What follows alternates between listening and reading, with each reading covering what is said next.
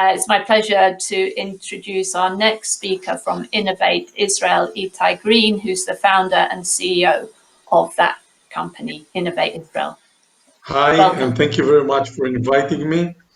I would like to speak with you today about the huge opportunity for the financial industry in the corporate open innovation, which is a real opportunity during these days, which are quite challenging. So the first, in the next slide, you can see there are two types of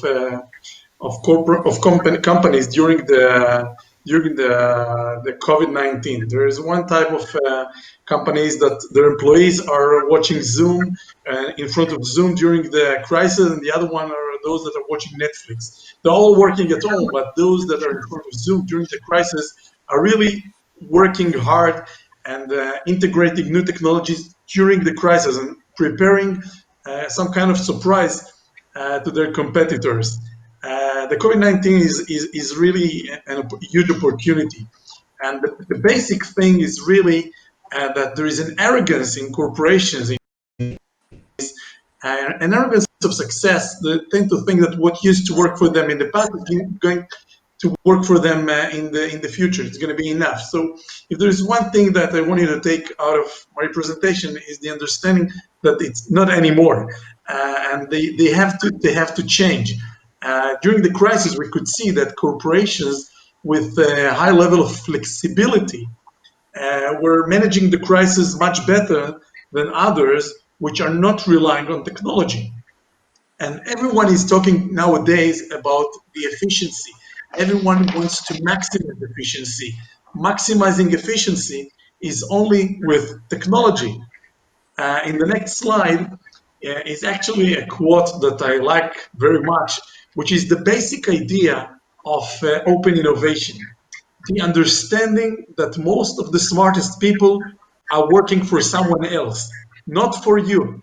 Even if you are a bank, even which is a well-known bank and very strong and leading, even if you're Facebook, even if you're Google, it's a matter of statistics. Most of the smartest people are working for someone else. Then the lesson is to have as many partnerships, as many collaboration as possible with those smart people. And where are those smart people? They're in startups, in the academy, in other companies. So partnership is really key. Open innovation is the lowest risk with the greatest ROI as long as you do it right. And in Israel, we have a lot of experience with this respect because we have 536 multinationals which actively looking for innovation in Israel, naturally with startups. I've recently shared 10 tips, and this is the next slide, 10 tips about how to do it right, how to do open innovation right. And with your permission, I will concentrate today only on the first tip, which is the next slide.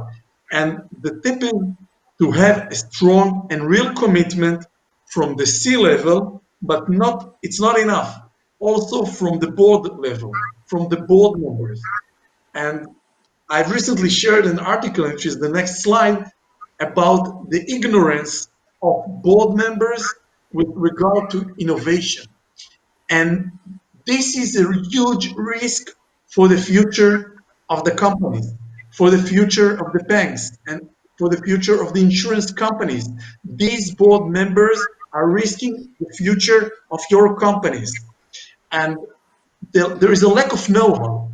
And in these boards, we have great board members with a huge experience in the financial business, in the business, in operations in some cases, but in many of those boards, they have no clue, the members, about the importance of innovation and technology and how to integrate these new things with the companies. And when you know better, the corporate will perform better. So the challenge is to have the board members better understand and know more about innovation and about its importance and about its value and the challenge. Diversity is the key.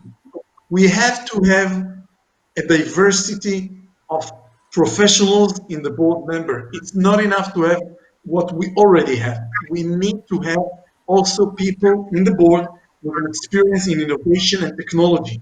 We also need to have younger people. We need to have some diversity that will have more knowledge around the table, in the room. In the next slide, I want to share with you that in Israel, it is mandatory by law that in each and every bank, there has to be at least one board member who is specialized with technology and innovation. And there is also a committee which is dedicated for innovation. It's also, by the way, in other places. In Walmart, you can see that Instagram CEO joined the board. This is a simple step with a huge impact. And in the next slide, I would like to share with you that according to MIT research, when you have not one board member alike, but when you have three board members and more in your board who are more familiar, who are specialized with technology and innovation, the bottom line, the business performance of your bank and insurance company are gonna be better than your competitors. So I hope that at least MIT convinced you that with this little step, which is able to face this challenge that we have these days of the crisis much, much better. The average age of a board member in the S&P 500, and I assume it's also in your companies, is 60. And with all the respect, in 2020, it has to be lower. It has to be lower. We have to have people with a lot of experience who are older than 60, but we also have to have younger people. It's super important. And in Israel, in each and every governmental company, there is a goal to have at least 20% of the board members below the age of 40. By the way, also at Accor, the hotel chain, they have a kind of mirror board members who are really younger than the regular board members. So again, simple step, huge impact. When you have such board members around the table, suddenly the board members are speaking about innovation. Suddenly, innovation, there's an innovation budget. Suddenly, the board members are meeting startups. Suddenly, everything is moving faster. There is a follow-up, and the company share its experience during the previous quarter with its shareholders, and everything is moving faster. And in the next slide, I would like to end and tell you that this COVID-19 is a challenge, is a crisis, but it's also the best time for that rare opportunity to make a significant change in your companies. It starts with the commitment of the board and the C-level, and it ends up with some other tips that I would love to share with you later. Please feel free to get in touch with me. And exactly as I said, open innovation is a collaboration. And I would love to share my know-how and our expertise in Israel with your companies. Thank you very much. Thank you very much for those really great insights. And we will be having some discussion, so we'll come back to some of the issues that you raised.